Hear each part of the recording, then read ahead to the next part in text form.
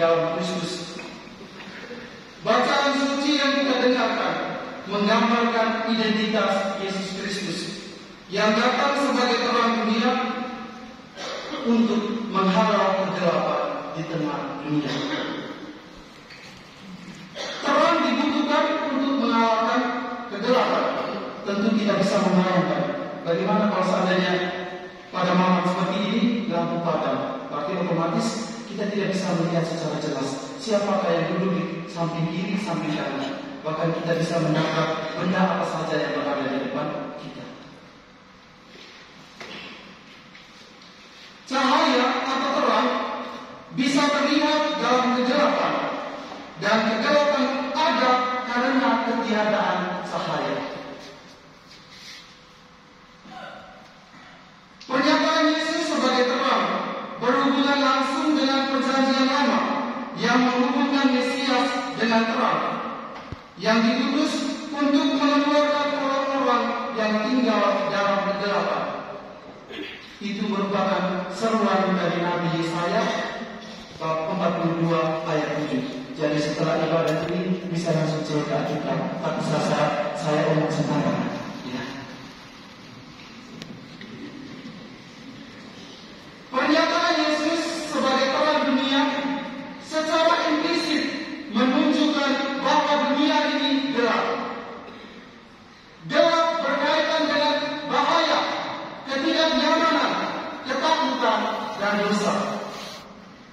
Peringatan untuk tidak tinggal dalam kegelapan secara jelas digambarkan dalam Efesus bab 5 ayat 11 yang berbunyi, "Janganlah turut mengambil bagian dalam perbuatan-perbuatan kegelapan yang tidak berbuahkan apa-apa, tetapi sebaliknya telanjanilah perbuatan-perbuatan ini. Lepaskanlah perbuatan-perbuatan kegelapan yang menghambat kita untuk melangkah maju mendekati sang terang sejati."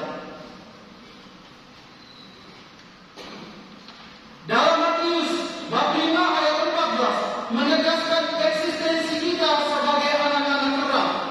Dan dalam Yohanes yang baru kita dengarkan tadi di bab 8 ayat 12 yang berbunyi, "Barang siapa yang mengikuti aku, ia tidak akan berjalan dalam kegelapan, melainkan ia akan mempunyai terang hidup."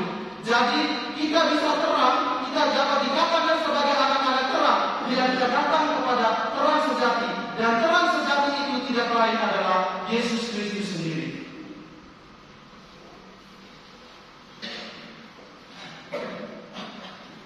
Kita dapat dikatakan anak-anak terang apabila kita tinggal dalam Yesus sebagai sang terang sejati. Hal ini dapat kita analogikan dengan matahari dan bulan. Kita tahu, ya, pelajaran SD,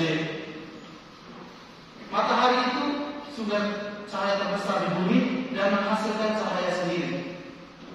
Bulan, dia memantulkan cahaya matahari supaya dia bisa menyinari bumi pada malam hari.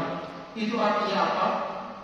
Artinya bahwa matahari itu dapat kita artikan sebagai Yesus Kristus dan bulan adalah kita sebagai pengikutnya. Kita dapat bercahaya dan memberikan kesaksian kepada semua orang bila kita memantulkan cahaya dari sang cahaya sejati, dari sang terang sejati, yakni Yesus Kristus.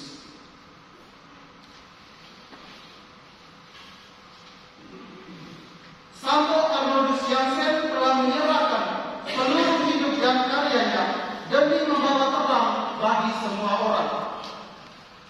Ia tidak hanya membuka jalan baru bagi pewartaan Injil, tetapi juga menginspirasi ribuan orang untuk selalu melayani sesama dalam semangat kasih dan pengorbanan. Tentu dalam pelayanan kasih dan pengorbanan itu tidak terlepas dari petunjuk Yesus sendiri yang tertera dalam kitab suci. Berarti sebagai misionaris SBD, kitab suci menjadi bagian terpenting dari hidup.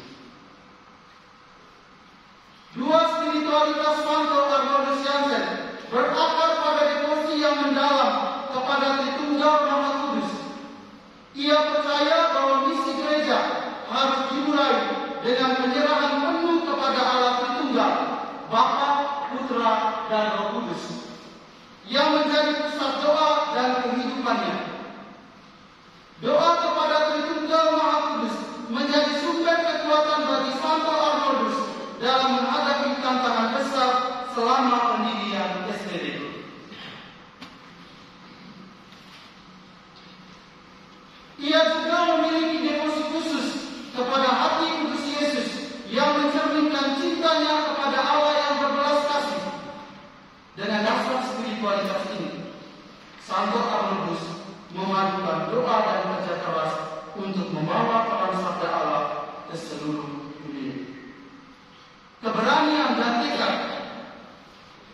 dibuat untuk membawa terang kepada umat manusia, lahir dari sebuah pergaulan yang intim dan mesra dengan Tuhan.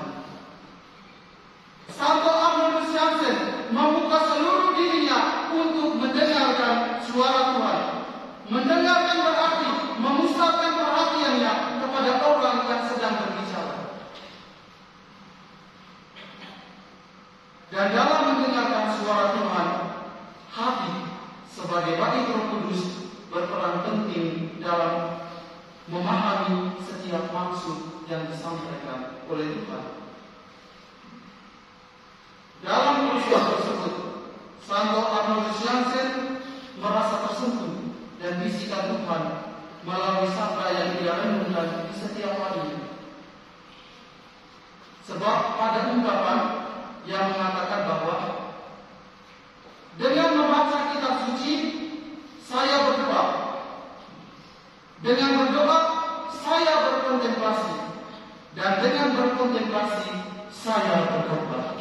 Berarti khotbah dan karya dari Santo Arnoldus Jansen lahir dari hidup yang mesra dan intim dengan Tuhan, di mana kitab suci serta aturan-aturan yang ditetapkan oleh Tuhan menjadi bagian terpenting dari hidup, karya, dan pelayanannya.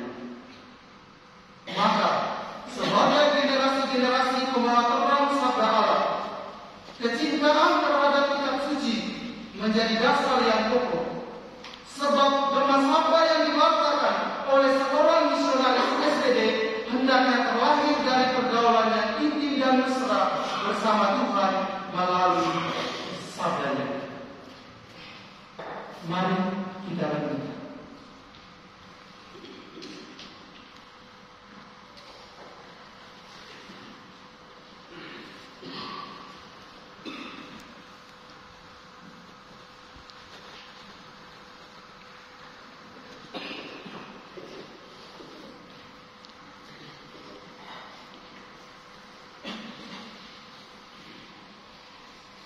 Oleh semua misionaris SPD, SSPS, dan SSPS AP dalam segala karya misioner yang mereka lakukan di tempat misi mereka masing-masing.